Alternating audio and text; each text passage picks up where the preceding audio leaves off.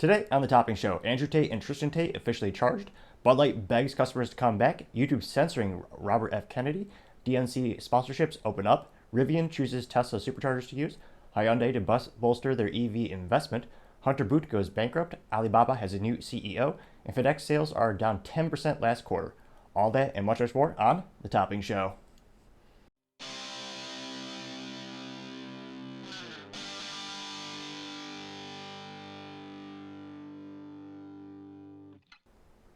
Thank you everyone for taking the time to tune in today. Today's episode of the Topping Show is sponsored by Topping Technologies. Topping Technologies is an IT value-added reseller and services company with a special proficiency in IT security. Heck, see their founder release twice a day. Gotta say he's quite handsome and brilliant. He's me, that's the joke. If you're a IT leader or business owner and need a little assistance with your IT, you can reach the team at sales@toppingtechnologies.com. Now, going on to the business part of the podcast, you have Rivian choosing to use Tesla Superchargers. Now, Rivian vehicles will come with the standard factory-installed Tesla NACS port in 2025. They'll have adapters available earlier in 2024, so just right around the corner.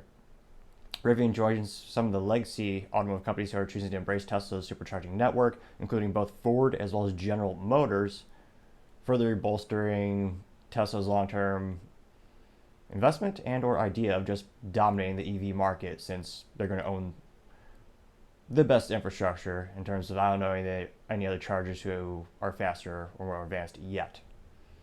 And time shall tell to see if that's another startup. There's a lot of startups in that industry, but will one topple them as a more efficient or a more convenient type of a supercharger? Time shall tell. Now, Rivian CEO RJ Scarnage was pretty excited about the announcement. He actually said, quote, "The adoption of North America charging standard will enable our existing and future customers to leverage Tesla's supercharger network while we continue to build out our Rivian Adventure network," unquote. Now, I'm not a big gambling man. I gamble on my own company. I reinvest every penny because I believe, we'll make a dent in the universe, and I believe in my team. But in terms of gambling on automotive stocks, I think it's moderately comical to think they're going to build out the Rivian Adventure network. Maybe that's a metaphor for something else, but right now Tesla has the largest, overwhelming largest advantage over all the other legacy automotive makers when it comes to actual infrastructure of charging the EVs. So I don't see anyone toppling that anytime soon. In fact, you have other automotive companies basically not even attempting to compete. Like GM, you don't see any GM superchargers on the streets or charging stations.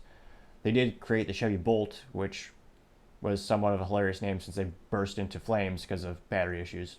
Though many would say that's partially due to LG, the supplier of the batteries. But I digress. You don't see a lot of them going out and investing in that. And Tesla just seems to be exponentially increasing their lead on the competition in that regard. Time shall tell to see if their newer vehicles are even more advanced and they can keep that technology gap with actual vehicles increasing over time. I think that's going to be one of the biggest, most important things for them to do as well. Now, other interesting business news and even EV news, you have Hyundai increasing their EV investment to $28 billion, as well as decreasing their dependence on China. So they're going to try to increase their EV sales target to 2 million units by 2030. They're going to spend $28 billion over the next decade to increase production both in the United States, Europe, and South Korea. It's not a coincidence that they're increasing those investments in those areas, because it's partially political. Many of the governments, including the United States, have huge tax breaks and incentives for made in the USA, or I guess in Europe, made in the EU or South Korea. Well, that's more for their headquarters as well. But in regards to the incentives, building it here is a huge incentive. Many would say it's not made in the USA. That's one of the things that I find particularly annoying. Is particularly prevalent in home improvement stores. You'll see all these items on the shelves, and they'll have a U.S. flag, and it'll say "assembled in the USA," or even more annoying, "made in the USA with global components," which is bullshit. It's, in my opinion, false advertising. Most Americans aren't looking into the actual nuances to differentiate between made in the USA versus assembled in the USA. To clarify, made in the USA means an overwhelming majority of the components have to be made in the USA, as well as the actual product. So I believe back in the day, it used to be at least 70% of the materials in the vehicle or in the actual widgets, whatever they're selling, had to be made in the USA and they had to have it assembled here. Now, I applaud these companies trying to do something in terms of supporting the United States economy in those regards to manufacturing and assembly, but it's also one of those annoying things where the average consumer isn't looking into the nuances, and they might be getting something they might not be getting what they perceive to be getting, so to say. Now, other interesting business news: you have Hunter Boots going bankrupt. And no, this is in no way relationship to the crack addict Hunter Biden, although that might be a startup, maybe shoes filled with drugs, and then you sell them. He might have that on Etsy already. I don't know. I usually don't go on Etsy too much. But this is actually a legacy boot company. This manufacturer started precisely 176 years ago, although it was established being called the North British Rubber Company in Edinburgh, Scotland. And they've been around for quite some time. Now, it is a little unfortunate they went into administration, which is the British. So everything already sounds fancier if you do that. Or arrogant if it's July and we're celebrating our independence, which I would say every day should be Independence Day, but that's just me. Now, administration is a British term for bankruptcy, and a couple weeks ago, the company's intellectual property was actually acquired by the United States-based Authentic Brands Group. So it is a little disappointing to see a manufacturer with such a long legacy basically just vanish from the face of the planet. And some blame the fact that their shoes or their rain boots are like $176 when, geez Louise, it's rubber. And yeah, that's a lot of money, unless they're getting commercial contracts or those boots last 20 years or something like that. Some were saying that it was kind of the demise or a little bit of the downfall of the company. But at the end of the day, hopefully the employees get a new job somewhere else, and maybe they'll even have a startup with a new boot company. Time shall tell. Now, the last business news of the day, you have Alibaba having a new CEO. The new CEO is going to replace Daniel Zhang, and the new CEO is going to be Eddie Wu. And this is coming as the company faces a couple challenges on two fronts. Now, specifically, they're having issues of a slower growth rate, as well as Beijing's crackdown on internet companies. Now, a lot of these tech companies are fueled by explosive growth rates. That's how they get more investments. This is one of the reasons Uber, Amazon, a lot of those companies didn't make a profit for quite some time. And when they were talking to their investors, Twitter, another one, they never really emphasized, we make $5 of profit per user. They really just said, look at this explosive growth, and someday, in theory, we will make a profit. Someday that does happen. That's why one of the reasons Amazon is so unbelievably successful is that they're fiscally profitable as well. It took them a couple of years, but they achieved what many thought was unachievable at the time. Jeff Bezos even had to talk when he was looking for investors when he first started Amazon.com. He had to explain to them the concept of the internet. And they only sold books, which shows you how far they've come. Now, Alibaba has been losing market share and struggling to stay afloat post the COVID era, and the company is also spinning off its cloud computing last month, which will allow that entity or that part of the business to focus all the resources on that one part. But traditionally, cloud is usually the most profitable part of a lot of these companies. So I was a little surprised to see them spin off what may be the most profitable part of their business. And we'll see how it turns out long run. I mean, eventually, I think Amazon will just crush them globally. And of course, Alibaba is much, much, much more popular over in Asia. We shall see. Now, going on to the cultural part of the podcast, you have Andrew Tate and Tristen Tate officially being charged. Finally. And I say finally not because I think they're particularly guilty or I have any animus towards them. I never met them. But I say this because this dog and pony show has been going on for more than half a year. Now, high level, their charges are around them career. One of the notes was that they coerced women by offering relationships, but then only intended to sleep with them, which that particular note, I mean, that just sounds like a frat boy douchebag, or where the fancy term is for that mindset or that action. Doesn't sound illegal. Other charges are that they paid or they took a revenue share of the women who made entertaining videos, which, again, morally, that's certainly not palatable for many. I don't think that's illegal. And then other charges of, I'm trying to think of how to not get this video 100% censored or delisted or blacklisted, whatever term you prefer. Selling humans, trying to think of it. There's all these catchy terms I'm trying to navigate so that this doesn't get banned or something like that. Nevertheless, they're not good charges. Now, it's also interesting to note that again, fancy terms for Romanian, dictatoriat for investigating organized crimes and terrorism, also known as DCOT, which marketing, that's an F. I can't pronounce it. I know I'm not from Romania, so I'm probably butchering it with my accent, and I don't know the local language. But the other parts of everything else translated fine. Investigating, everyone knows that term. Organized, everyone knows that term. Crime, everyone knows that term. Terrorism, everyone knows that term. But dictatoriate, oh, that sounds Italian. I'm butchering it all day with this pronunciation, but I digress. Now, there are allegations that that entity is just trying to attempt to seize the brothers' property, including their fancy watches, their cars, their, I don't know what we call it, a little house or residence. And they were thrown in Romanian jail and held without evidence or even charged of a crime for about 6 months. And again, you might find them morally repugnant. These are American citizens. I'm not too surprised the United States government did absolutely nothing. I don't think they made a phone call. However, when we had what's a fancy word for mediocre? A WNBA player in Russia who broke Russian laws because they're not smart, or she's not smart rather, we traded one of the top arms dealers in the history to get her freedom. We left the United States Marine over in Russia custody, but we chose the WNBA player who proudly professes her ideals that the United States is evil and bad. And would even, prior to her being arrested, when she played in the WNBA games, she wouldn't even stand for the Pledge of Allegiance. She would boycott it. This is allegedly because only 38 people actually watched the WNBA. So I did not watch the game, but I watched clips about it, and I read articles about her lack of participation in the ball game. That's a very generous term. It's a fiscally bankrupt idea. There's a reason why they don't make money. The NBA subsidizes them. That's the only reason they exist. And again, it's just capitalism. If you're not making a profit, they need subsidies to stay afloat. But I digress. So in this case, the U.S. government did nothing.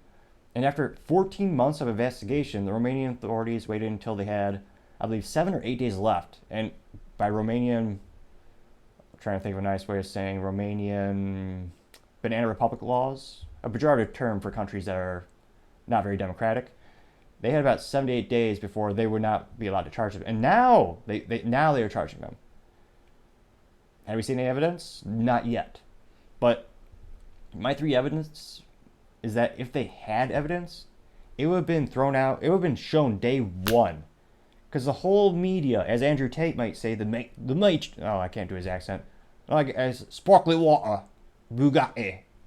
A little bit. But nevertheless, as he might say, the Matrix is out to get them.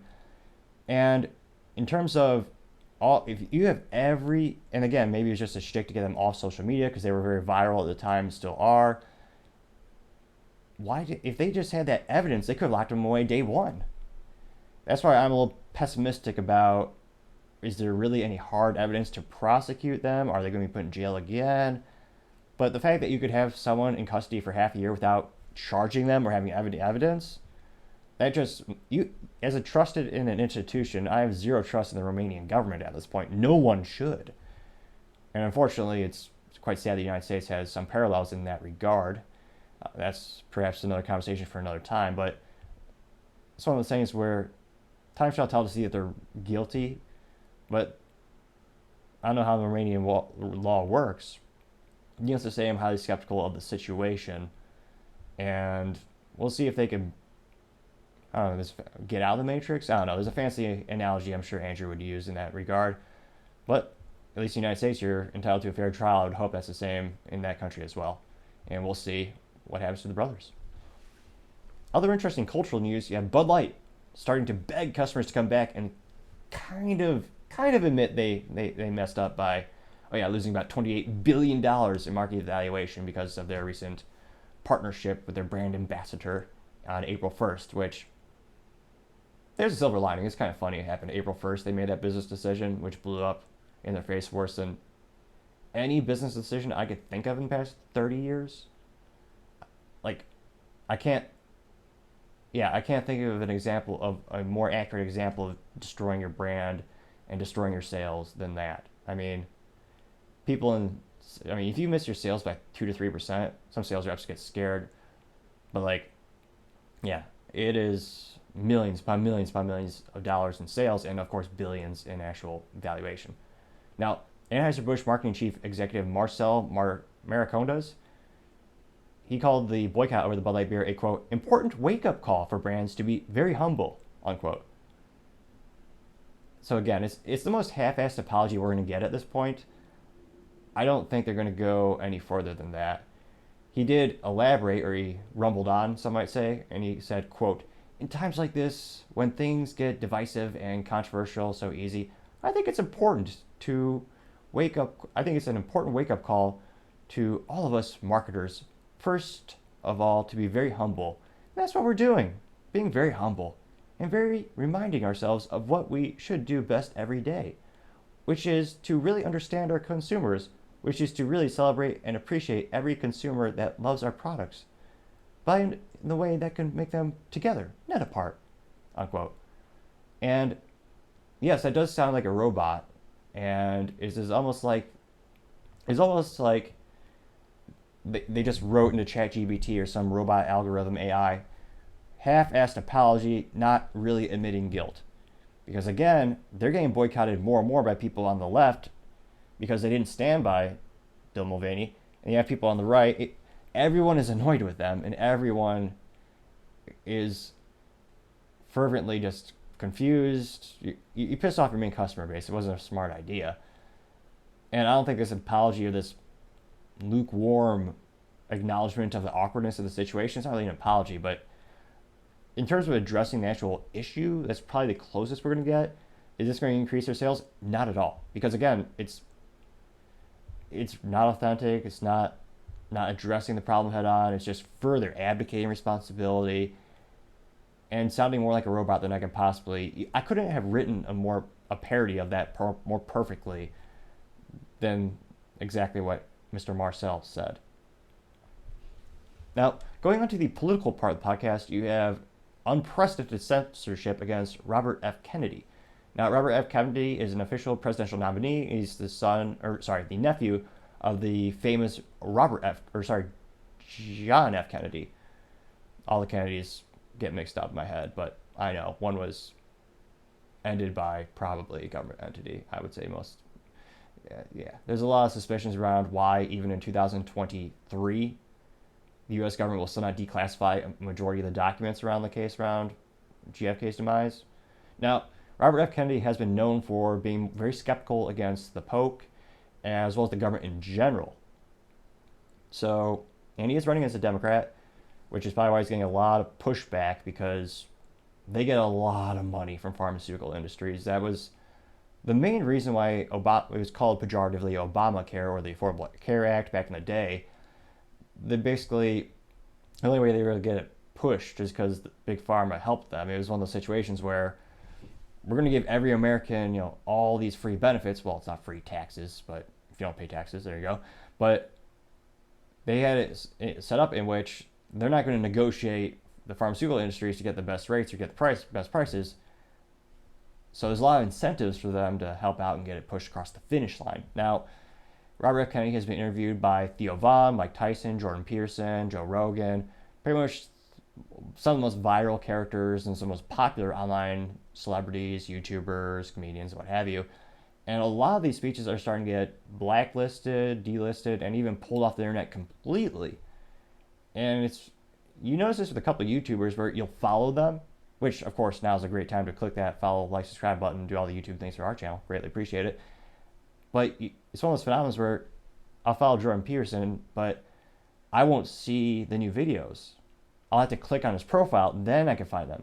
Now, traditionally, before the days of YouTube censorship, long time ago in a galaxy far, far away, as some Star Trek fans might say. I'm kidding. I'm just saying that to annoy people. I know it's Transformers.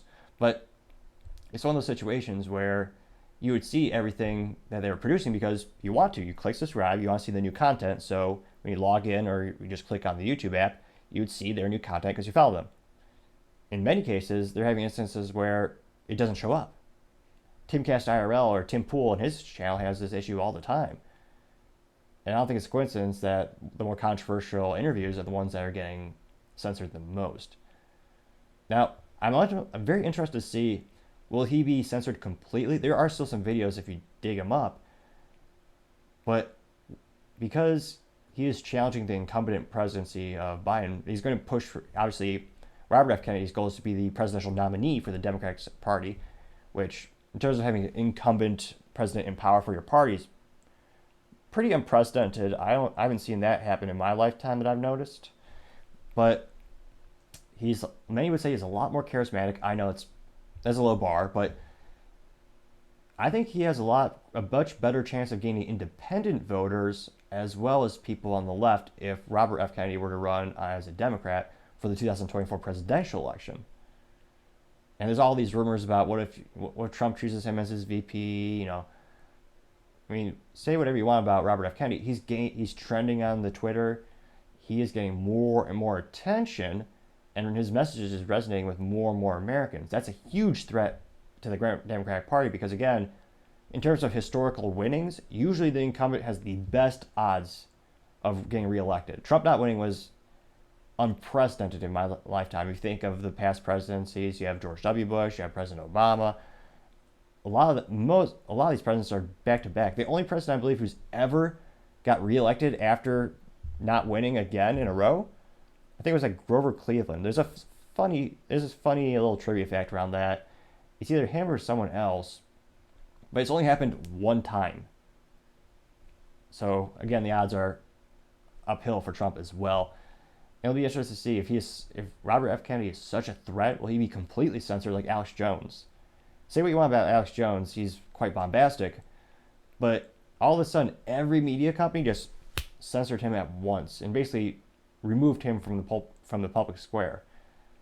And again, it's one of my favorite litmus tests for do you believe in personal, or rather do you believe in freedom of speech, is Alex Jones. Again, he says some crazy stuff, although it's quite concerning when some of it turns out to be true. But again, you may not agree with anything he says, but in my opinion, he's an American citizen, he's a human, he deserves the right to have free speech.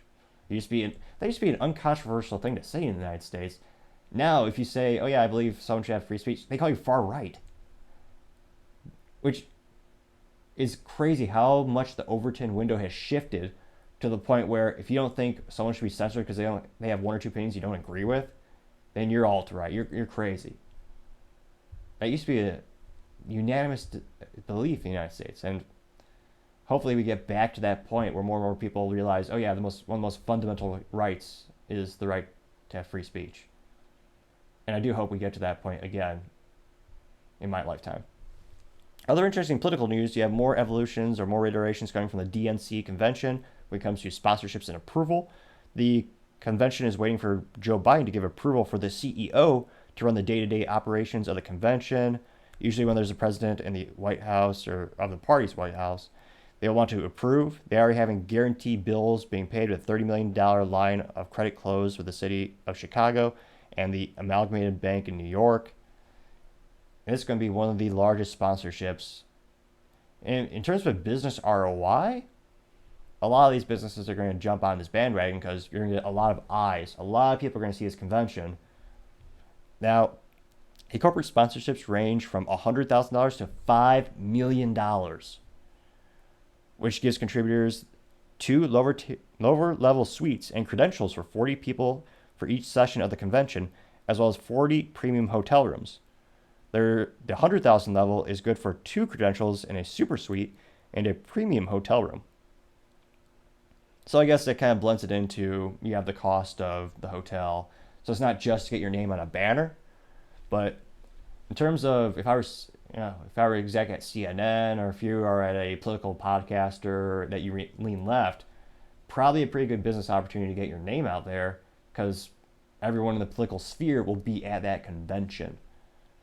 So it might be a good ROI if that's part of the company's philosophy or political out. I'm surprised with most companies in the United States right now leaning more or far left, I'm actually surprised the corporate sponsorships aren't even more, jack up that price. I mean, you can easily get 10 million from Nike or one of these companies to slap their logo up there, be the exclusive clothing of the convention. I mean, that's a lost business opportunity. Why isn't Nike making suits yet? They make everything else. An athletic suit, or even a sweater or a turtleneck, but only a tactical turtleneck is really appropriate for most occasions, I would say. If you're going with a turtleneck, it has to be tactical or nothing. Now, the Illinois congressional delegation also sent a letter to Homeland Security urging to increase their security grant from $50 million to $75 million, which actually doesn't sound like enough given the city of Chicago is one of the most corrupt, crime-ridden, drug-ridden cities on the planet and has been for about 100 years. I'm sure they have some good people there, don't get me wrong, and there's two or three businesses still headquartered there, but it is quite literally one of the most violent places in the United States. I'm surprised they're not spending $100 million just to try to secure that, which might be an uphill battle in that regard. Probably. But again, in terms of a political strategic location, it's perfect. Because every law that, on average, Democrats want to pass already exists in Chicagoland. They have many anti-gun laws. They had an assault weapon ban for quite some time in Cook County, which is the county that encapsulates the city of Chicago. They have the thing is a 72-hour or 3-day waiting period if you want to buy a handgun. There's more restrictions there than any other city I could think of, with the exception of perhaps San Francisco and New York City. But again, all the business policies, all the gun policies, all the housing policies, they're already in place in Chicago. So why not have that be the poster child? And of course, there's no opposition. No one's going to protest this convention. There might be 3, maybe 4 Republicans in the city of Chicago, maybe. Which again is probably the most useless place to live in terms of your vote really does not count. I mean, for many reasons in Chicago, but yeah, it blows my mind how many Republicans still live in California when if they just all left and went to a purple state, the Republicans would lock in the elections for the foreseeable future. Well, as long as they were fair elections and there weren't any, manipulations. But again, I think they could lock in the elections for decades if they just got the hell out of California. But maybe they're addicted to that perfect weather and the good food, which, yeah, the weather is pretty nice when it's not on fire. That is a good point. But something about losing, what was it, 10% income tax, 60. It's one of those things where if you make over $100,000, I believe you lose a majority of your income if you live in California, which I find abhorrent because again, it's your money, you earned it. But that's just my 3 cents. Now, going on to the business blunder of the day, you have FedEx. Their quarterly sales are down 10%.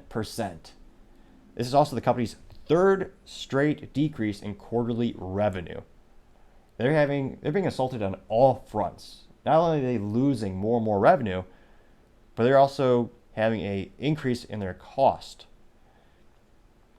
And of course, you're having less things shipped because, like many logistics companies and retail companies, at least e-commerce, there's a huge, unprecedented boom during the COVID lockdowns because, of course, you weren't allowed to shop at mom-and-pop shops. There's exemptions for the big dogs, but you had to basically shop online because the government locked you in your home, which is good for the e-commerce platforms. They had unprecedented revenues and profit margins during that period, and the shipping companies had to get the products to the end users.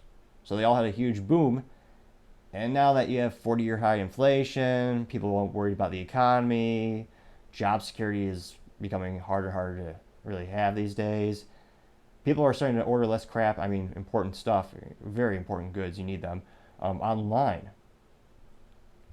So if I were FedEx, I'd be pretty worried. You also have Amazon ever increasing the logistics branch of their company where they don't just have of course, those little SUV, I guess they're not SUVs, the not minivans either. They look silly, but the trucks, cargo van, the silly Amazon vehicles you see all over. Not only does Amazon own those, but they have their own Boeing jets. They're building up, they've doing it for a couple of years, but they have fleets where they will get to the point where they could have end-to-end supply chain management, They use a lot of they do some with USPS and couriers, but as they grow, they could conceivably have the full life cycle of the product, which would be pretty impressive if they can do that. And a lot of people saw the writing on the wall when Amazon first started that initiative. I believe it was either UPS or FedEx. They noted that it was 10 to 13% of all their business was from that one customer, Amazon. So at that point, they should have just been really turning on a dime and trying to figure out how else could we increase our revenue, how else could we adapt to the situation. Amazon's not going to go out of business tomorrow. I mean, Amazon's just going to increase the amount of stuff that they ship themselves. So to have another, it's not a surprise, but the fact they haven't adapted yet or made some bigger changes, that's certainly the business blunder of the day. Thank you everyone for taking the time to tune in today. Can't thank you enough. I really appreciate you taking the time to like, subscribe, and comment. Each one of those things greatly help out the channel. Also, don't forget to tell your family, tell your coworkers, tell your friends, heck, tell your enemies, tell anyone and everyone to stay safe and fight the good fight.